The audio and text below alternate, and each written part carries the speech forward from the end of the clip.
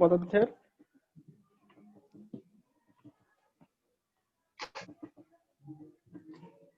শ্রেণী বিভাগ। ওকে,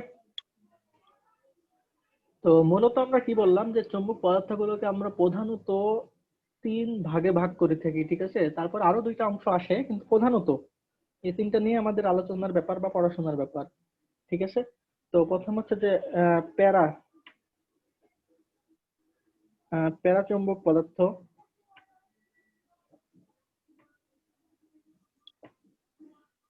ওকে, তারপরে 2 নম্বর হচ্ছে আমাদের ডায়া।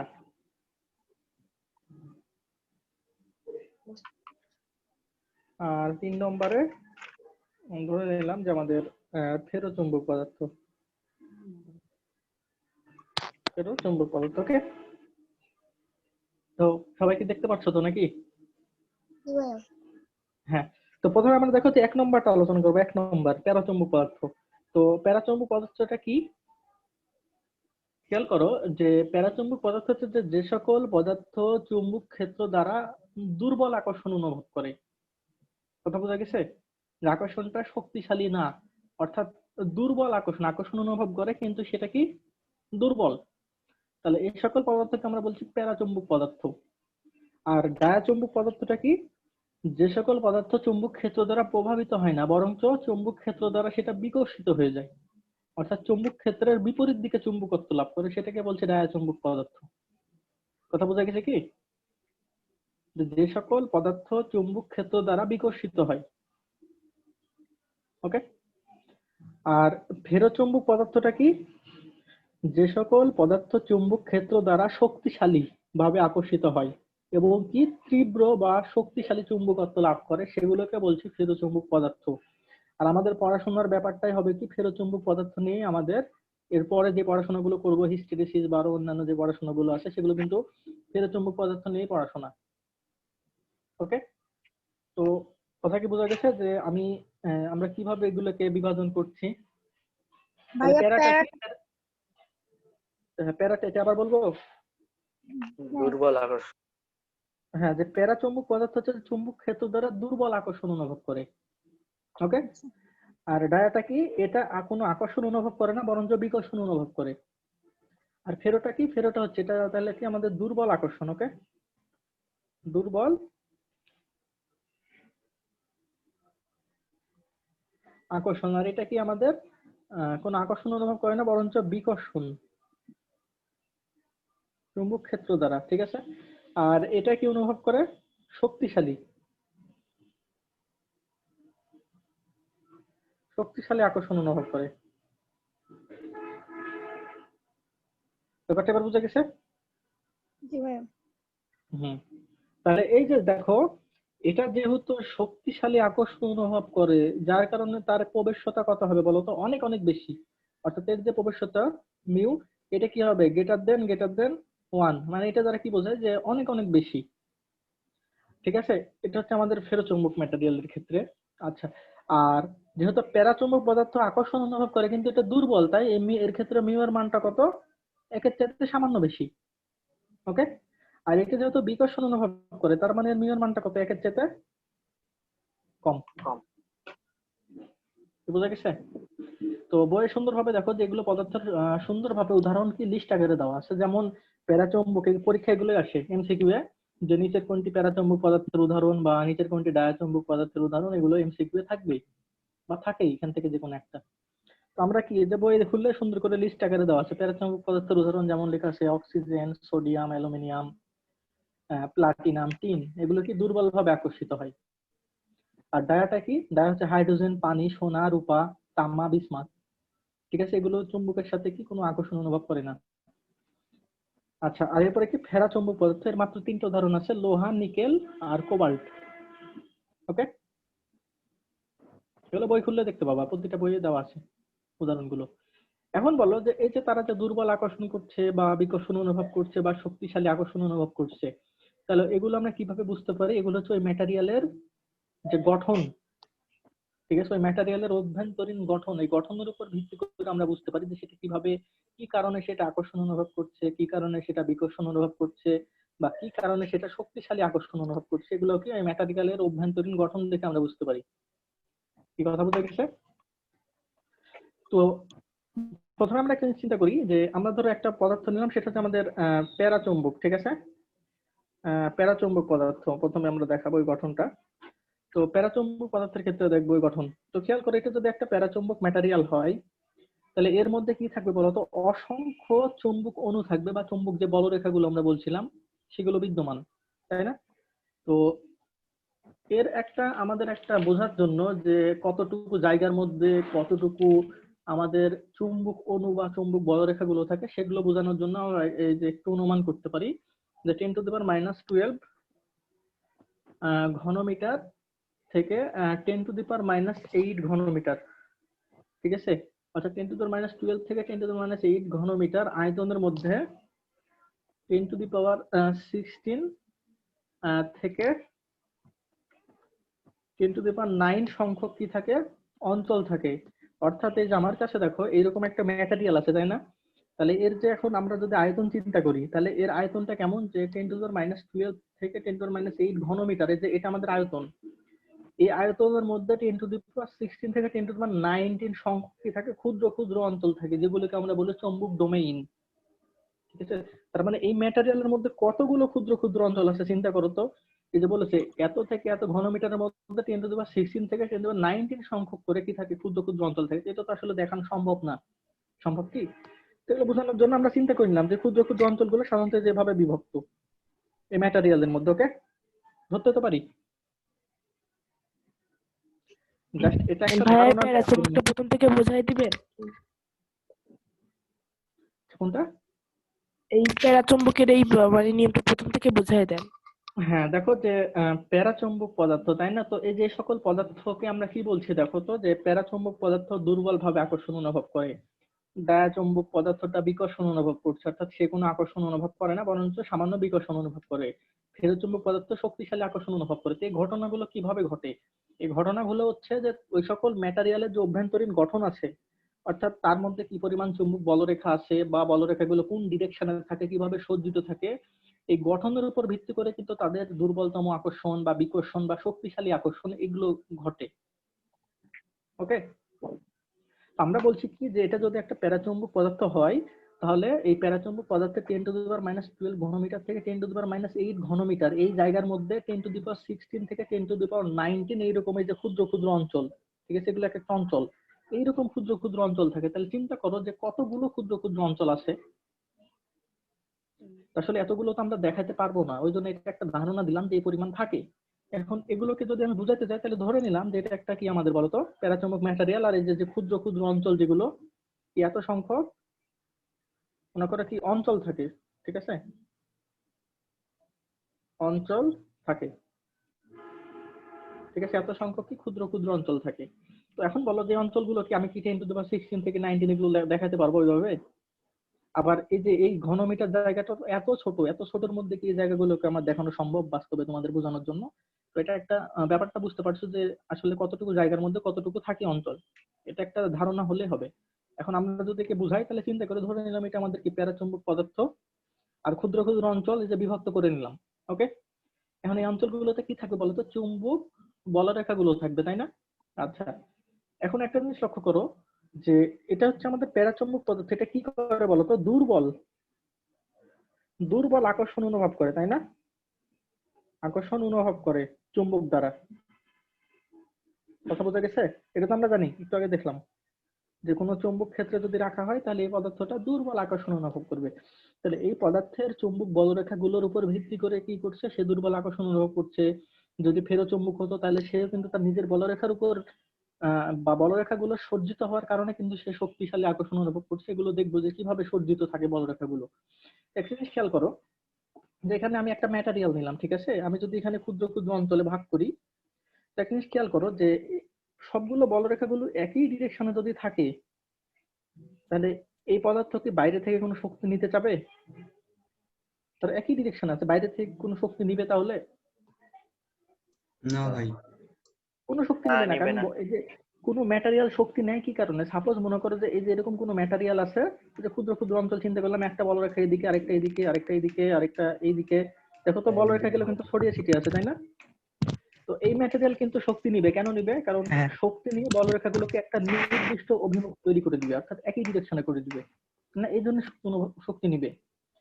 তার মানে কোনো পদার্থ যে শক্তি নেবে এর কারণটা কি? এর কারণ হচ্ছে যে ওর ওই পদার্থের ভিতরে বলরেখাগুলো যদি অসজ্জিত অবস্থায় থাকে, তাহলে এই বলরেখাগুলোকে সজ্জিত করার জন্য এই পদার্থটা শক্তি নিবে বাইরে থেকে, তাই না? তাহলে কোনো পদার্থের গঠন যদি এইরকমই থাকে, তাহলে সে কি চুম্বক ক্ষেত্র থেকে কোনো শক্তি নিবে? এই পদার্থটা না, নিবে না। না। কিন্তু এই পদার্থটাকে নিবে কিনা বলতো? নিবে। নেবে। হ্যাঁ, শক্তি নেওয়ার ফলে এই পদার্থটা বলরেখাগুলোকে কি করে দিবে জানো? এই যে একই মুখে করে দিবে সবগুলোকে। এই যে দেখো এগুলো কি একই মুখে করে দিবে, ওকে?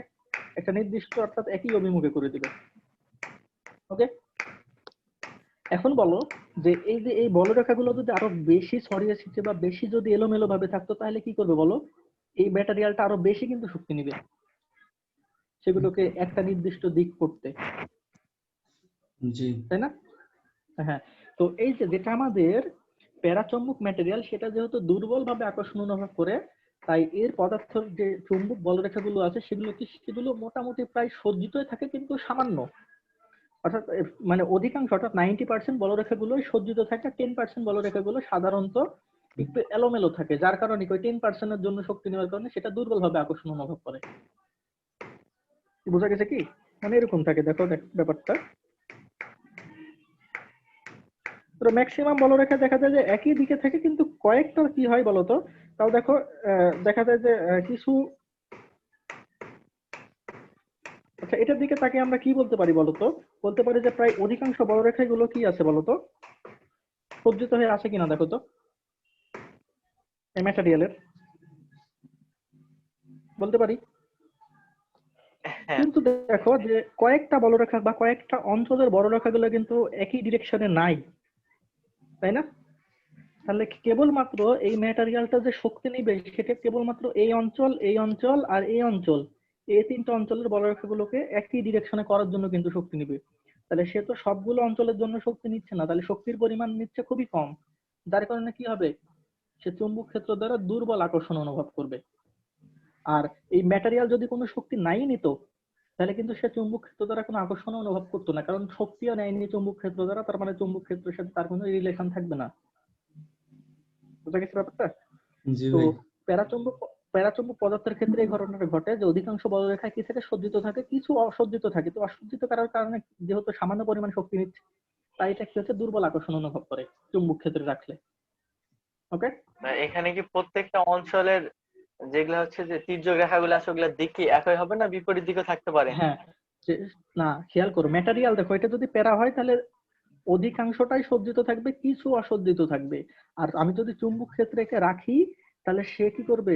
শক্তি নিয়ে নেবে, নিয়ে এগুলোকে কি করবে? এবার একই ডিরেকশনে করে দিবে। বুঝছো কি ব্যাপারটা? চুম্বক ক্ষেত্রে রাখার ফলে কি হবে হ্যাঁ, সেটা? হ্যাঁ বলো।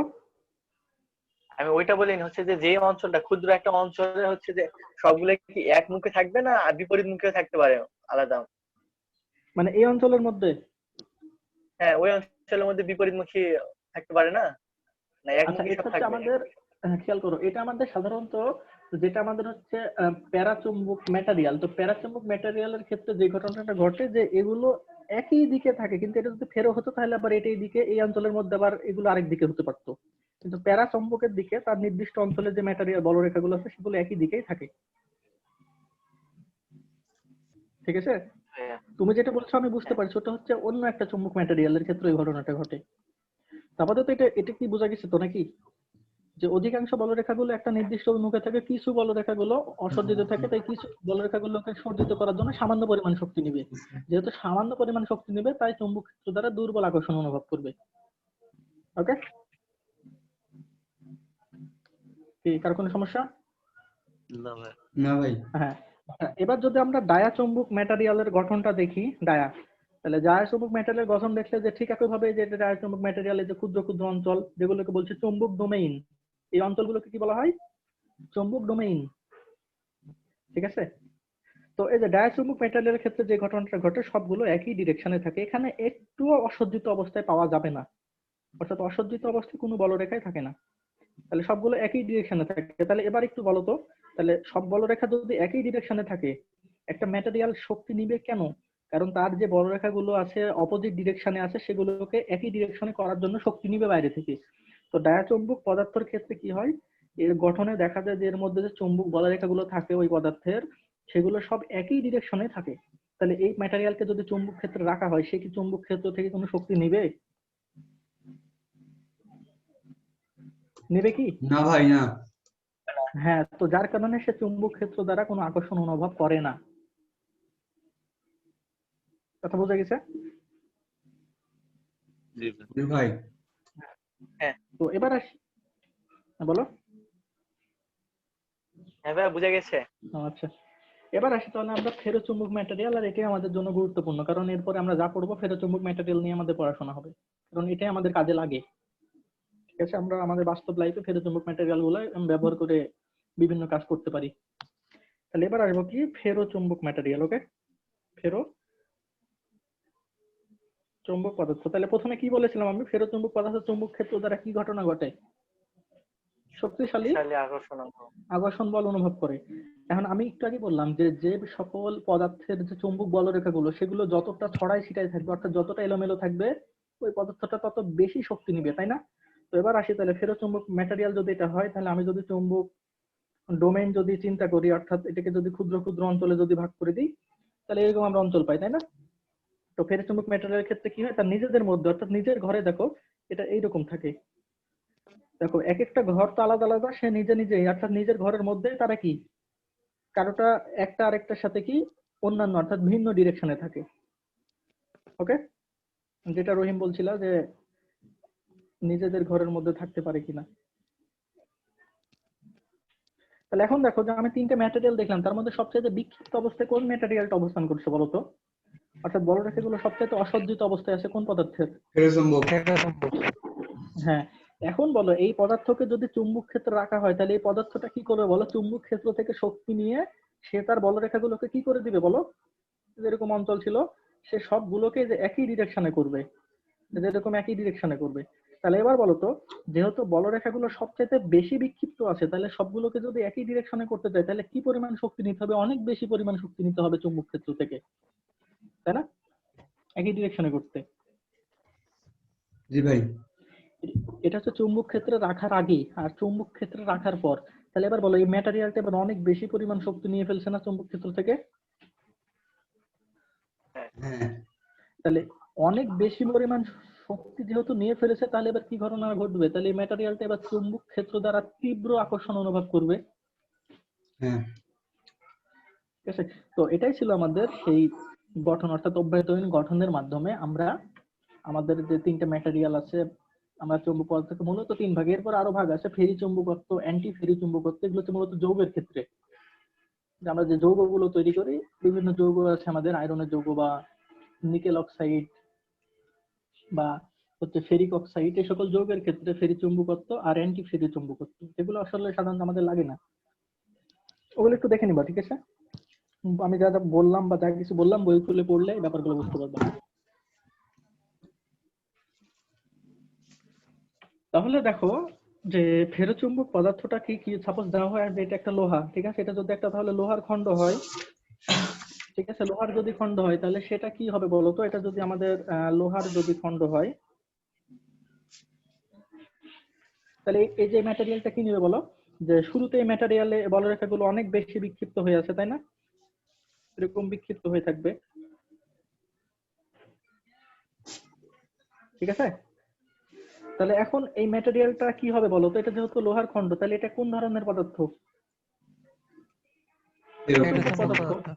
হ্যাঁ, তো এই কারণে কি হয় বলো, যে লোহাকে যদি কোনো চুম্বক দ্বারা অর্থাৎ চুম্বককে যদি কাছে রাখো, তাহলে লোহাটা কি হয়ে যায় বলো? শক্তিশালী আকর্ষণ অনুভব করে কিনা?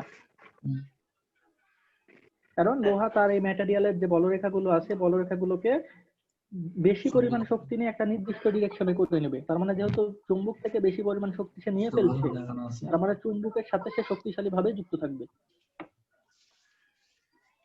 ওকে, জি ভাই। আচ্ছা, তো এখন খেয়াল করো যে যে সকল পদার্থ চুম্বক ক্ষেত্র থেকে যত বেশি শক্তি নিতে পারবে, সেই সকল পদার্থকে সহজেই চুম্বকে রূপান্তর করা যায়। দেখো, একটা পদার্থ চুম্বক ক্ষেত্র থেকে যত বেশি শক্তি নেবে ওই পদার্থের মধ্যে তত বেশি চুম্বক ধর্ম চলে আসছে, তাই না? জি ভাই। হুম। তো এই কারণে যে লোহা কি হয়, লোহা যেহেতু চুম্বক ক্ষেত্র থেকে খুব সহজেই শক্তি নিতে পারে অনেক বেশি, তাই লোহাকে আমরা খুব সহজেই চুম্বকে রূপান্তর করতে পারি। আর এটা হয় কিন্তু অস্থায়ী চুম্বক। ঠিক আছে? ব্যাপারটা এরকম যে শক্তিশালী চুম্বক ক্ষেত্রের মধ্যে যেটা মনে করো আমাদের নর্থ পোল, এটা হচ্ছে আমাদের চুম্বক, ঠিক আছে? এটা হচ্ছে নর্থ পোল, এটা হচ্ছে আমাদের সাউথ পোল।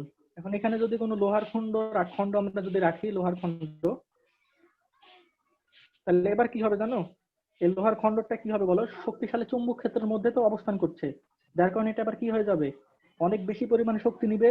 শক্তি নেওয়ার কারণে সেটা এবার চুম্বকে রূপান্তর হয়ে যাবে, চুম্বকে পরিণত হবে। এবার আমি যদি নর্থ পোল আর সাউথ পোল অর্থাৎ এই দুইটা চুম্বককে যদি আমি সরাই ফেলি, তাহলে লোহাটা কিন্তু আবার আগের মতোই লোহা হয়ে যাবে, সেটা চুম্বক থাকবে না। ব্যাপারটা বোঝা গেছে? জি ভাই। হ্যাঁ, তার মানে ফেরোচুম্বক পদার্থকে আমরা খুব সহজে চুম্বকে রূপান্তর করতে পারি চুম্বক ক্ষেত্র দিয়ে, শক্তিশালী চুম্বক ক্ষেত্রের মধ্যে রেখে। এখন চুম্বক ক্ষেত্রটা যদি সরিয়ে নেই, তাহলে লোহাটা আবার কি ওই আগের মতো হয়ে যাবে। তাহলে এখন খেয়াল করো, শক্তিশালী চুম্বক ক্ষেত্র রাখলে এর বলরেখাগুলো কি এখন একই ডিরেকশনে হয়ে গেছে, তাই না সব?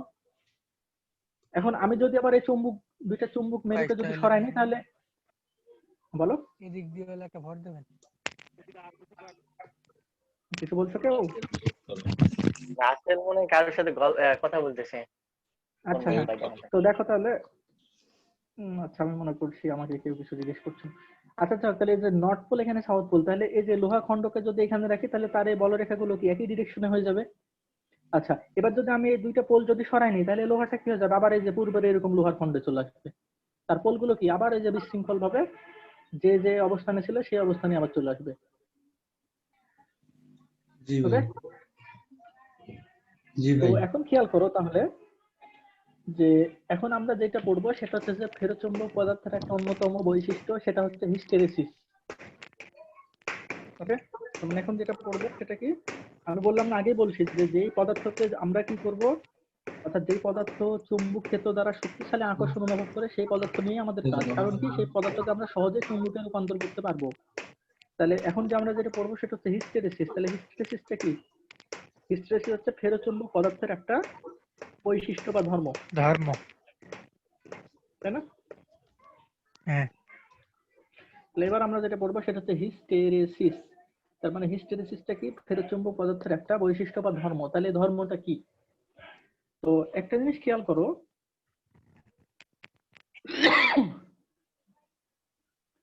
যে এই যে এরকম একটা লোহার খণ্ড আছে, তাই না? এটাকে আমি কি করলাম বলতো, শক্তিশালী চুম্বক ক্ষেত্রে রেখে এটাকে চুম্বকে রূপান্তর করলাম। এবার আমি যদি এই দুইটা চুম্বক অর্থাৎ নর্থ আর সাউথ, এই দুইটা চুম্বককে যদি সরাই ফেলি, তাহলে কি সাথে সাথে এই লোহার খণ্ডের যে চুম্বকত্ব সেটা কি নষ্ট হয়ে যাবে? সাথে সাথে নষ্ট হয় না, না। কিছু সময়ের জন্য কিছুক্ষণ তার সময় চুম্বকত্ব থাকে। বজায় থাকে। হ্যাঁ, তাহলে এই ঘটনাটাকেই বলছি আমরা হিস্টেরেসিস। অর্থাৎ হিস্টেরেসিসটা কি? হিস্টেরেসিস হচ্ছে যে কোনো ফেরোচুম্বক পদার্থকে যখন শক্তিশালী চুম্বক ক্ষেত্রের মধ্যে রাখছি, তাহলে সেটা চুম্বকে রূপান্তর হচ্ছে, এবং এই চুম্বক ক্ষেত্রগুলো যদি সরিয়ে নিই, তাহলে তার সাথে সাথে চুম্বকত্বটা নষ্ট হয়ে যাওয়ার কথা, কিন্তু চুম্বকত্ব নষ্ট হতে এই পদার্থটা অনীহা প্রকাশ করছে। আর তার এই অনীহা প্রকাশ করাকেই বলছি কি হিস্টেরেসিস। ওকে, তাহলে আমরা যদি সংজ্ঞাকে আরেকটু সহজ ভাষায় বলি, তাহলে সেটা কি বলবো, যে ফেরোচুম্বক পদার্থের বিচুম্বকায়নে শিথিলতা প্রকাশ করাকে হিস্টেরেসিস বলে। একই কথা, কারণ বিচুম্বকায়ন হতে চাচ্ছে না, তুমি চুম্বক ক্ষেত্র রাখছো, সেটা চুম্বকে রূপান্তর হচ্ছে, কিন্তু চুম্বক ক্ষেত্র সরাই নিলে সেটা সাথে সাথে আবার আগের অবস্থায় যাচ্ছে না, কিছু পরিমাণ চুম্বক ধর্ম তার মধ্যে রয়ে যাচ্ছে। তার মানে ফেরোচুম্বক পদার্থটা বিচুম্বকায়নে অর্থাৎ চুম্বক নষ্ট করতে শিথিলতা প্রকাশ করছে, আর তার এই ধর্মটাকে বলা হয় হিস্টেরেসিস।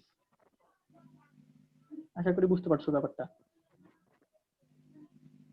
কি কারো কোনো সমস্যা না, আরেকবার বলা লাগবে? না ভাই, ক্লিয়ার। হ্যাঁ, যে ফেরোচুম্বক পদার্থের বিচুম্বকায়নে শিথিলতা প্রকাশ করাকে হিস্টেরেসিস বলে।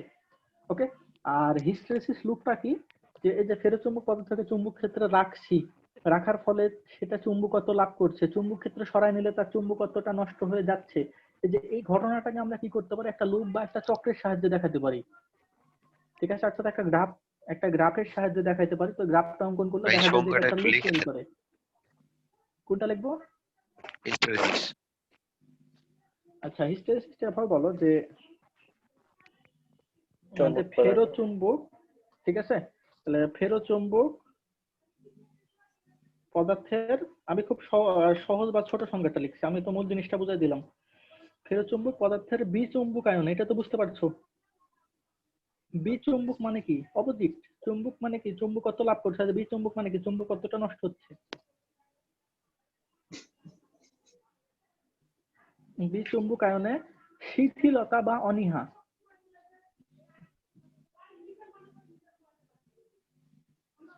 শিথিলতা বা অনীহা, অনীহা প্রকাশ করার ধর্মটাই হচ্ছে করাকে হিস্টেরিসিস বলে, ঠিক আছে?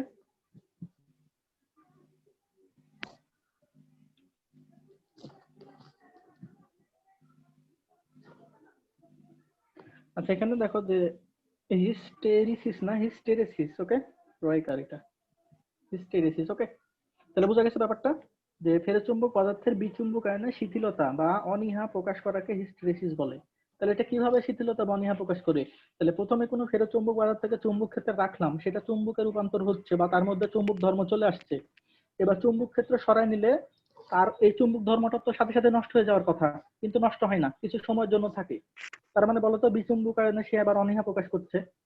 প্রথমে চুম্বকত্ব ছিল, এবার চুম্বক ক্ষেত্রটা সরাই নিলে তাহলে সাথে সাথে আগের লোহার খণ্ডে রূপান্তর হওয়ার কথা, কিন্তু কিছু পরিমাণ চুম্বকত্ব তার মধ্যে রয়ে যায়। তাহলে চুম্বক ক্ষেত্র নষ্ট করতে সে অনীহা প্রকাশ করছে, আর তারই ধর্মকে বলছে হিস্টেরেসিস। ওকে? জি ভাই। তো এবার আসি হ্যাঁ, এবার আমরা যেটা দেখবো সেটা হচ্ছে যে হিস্টেরেসিস লুপ। তার মানে ফেরোচুম্বক পদার্থের চুম্বকত্ব লাভ করা আর চুম্বক ক্ষেত্র সরাই নিলে অনীহা প্রকাশ করা, এটাকে একটা গ্রাফের সাহায্যে আমরা দেখাইতে পারি। তো এই গ্রাফটা অঙ্কন করলে এটা একটা লুপ বা চক্র তৈরি হয়, এটাকে বলছে হিস্টেরেসিস লুপ।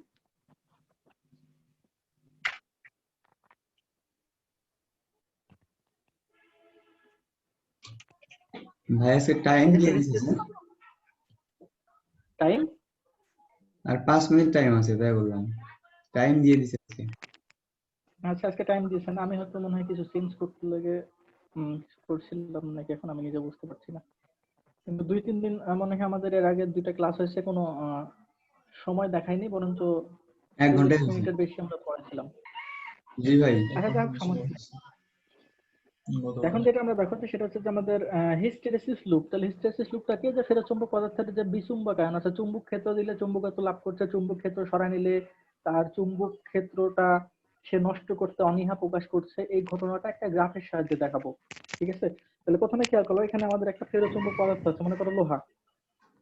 ভাইয়া বইয়ে তো হিস্টেরিসিসের রয়ের হিসি আছে। হিস্টেরেসিস আর হিস্টেরিসিস নাকি? হ্যাঁ, হিস্টেরেসিস। কোথাও দেওয়া আছে রয় হিস্ট্রি দেওয়া আছে, রয়কে দেওয়া আছে, দুইটাই দেওয়া আছে।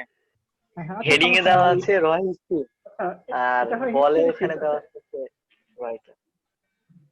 আচ্ছা, ইংলিশ দেখো, ইংলিশে বুঝতে পারবা। ইংলিশটা দেওয়া আছে যে আর ই দেওয়া HYS আছে। ERESIS, ঠিক আছে? আর হ্যাঁ হিস্টেরেসিস, ঠিক আছে? এটা ব্যাপার না, ঘটনাটা বুঝতে পারলে হবে। নাম টাম যেমন যেটা মন সেটা থাকো, যেটা নাম থাকবে ওইটা তখন লিখবা, কিন্তু ঘটনাটা বুঝতে হবে যেটা আসলে কি বোঝাচ্ছে। তো এখন খেয়াল করো, যেটা যদি একটা লোহার খণ্ড হয়, ঠিক আছে, লোহা। এখন আমি যদি এখানে একটা সাউথ পোল নিলাম আর এখানে একটা নর্থ পোল দিলাম, তার মানে কি বলতো? লোহাটা এবার চুম্বক ক্ষেত্রের মধ্যে অবস্থান করছে কিনা বলতো? করছে। হ্যাঁ তাহলে খেয়াল করো যে এখানে আছে নর্থ পোল, এখানে আছে সাউথ পোল। তাহলে নর্থ পোল সাউথ পোল করার কারণে এখানে যে চুম্বক ক্ষেত্রটা তৈরি হয়ে আছে, এই ক্ষেত্রটা কি বলতো এখন কনস্ট্যান্ট কিনা বলতো? হ্যাঁ নর্থ পোল যে পরিমাণ চুম্বক, সাউথ পোল আছে, যে এখানে যে ক্ষেত্রটা তৈরি হলো, এই চুম্বক ক্ষেত্রটা এখানে কনস্ট্যান্ট,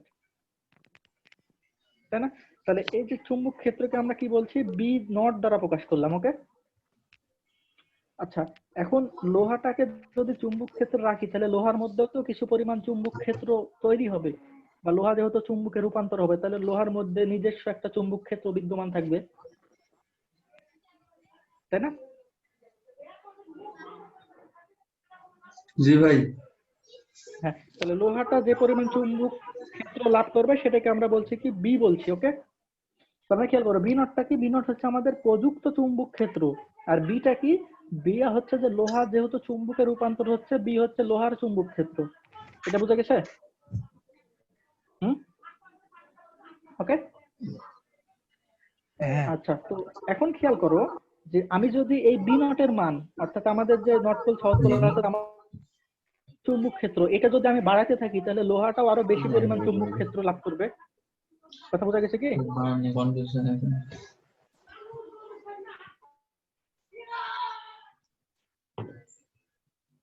ভাই মিউট হয়ে কারে গেছে। ভাই একটু মিউট কর না ভাই।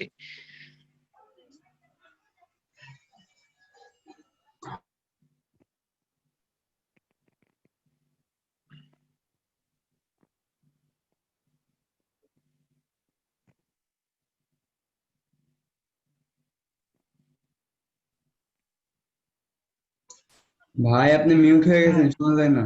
আচ্ছা, হ্যাঁ এবার শুনতে পাচ্ছ? জি জি ভাইয়া। হ্যাঁ, তো এবার বলছি দেখো বি নটটা কি, বি নট হচ্ছে আমাদের এই যে যে চুম্বক ক্ষেত্র তৈরি করছে এটা হচ্ছে প্রযুক্ত চুম্বক ক্ষেত্র, আর বিটা কি, বি হচ্ছে লোহা যে পরিমাণ চুম্বক ক্ষেত্র অর্জন করবে, অর্থাৎ চুম্বক ক্ষেত্রে থাকার কারণে লোহা যে পরিমাণ চুম্বক ক্ষেত্র অর্জন করবে সেটা হচ্ছে বি। এখন বলো তো বি নটের মান যদি আমি বাড়াই তাহলে বি এর মান কি বাড়বে না কমবে? বাড়বে। হ্যাঁ, বাড়বে। কারণ লোহাকে যত বেশি চুম্বক ক্ষেত্রে রাখা হবে লোহাও তত বেশি চুম্বক ক্ষেত্র অর্জন করবে, তার মানে বি নট যদি বাড়াই তাহলে বি এর মানটাও কি এই যে বাড়বে। তাহলে এই যে এটা জাস্ট বুঝতে পারলে আমাদের এখন হিসাবটা সহজ হয়ে যাবে। তাহলে এখন খেয়াল করো, তাহলে আমরা যদি এবার একটা লেখচিত্র অঙ্কন করি। আচ্ছা, এটা আমি একটু এই সাইডে দেখাই। তাহলে এখন খেয়াল করো, তাহলে এখন কোনটা কার উপরে ডিপেন্ডেন্ট বলো তো?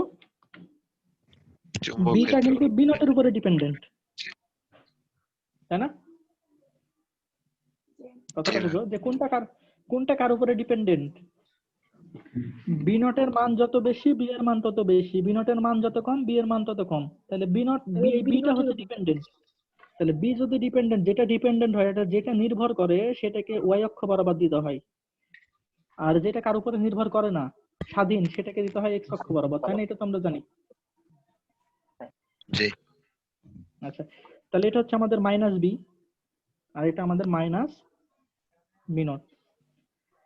এখন একটা জিনিস লক্ষ্য করো যে শুরুতে দেখো বি নটের মান যখন 0, অর্থাৎ বি নটের মান 0 বলতে ম্যাটেরিয়ালটা আমি কোনো চুম্বক ক্ষেত্রে রাখিনি, তাহলে এর মধ্যে কোনো বি নাই, কোনো চুম্বক ক্ষেত্র আবিষ্ট হয়নি,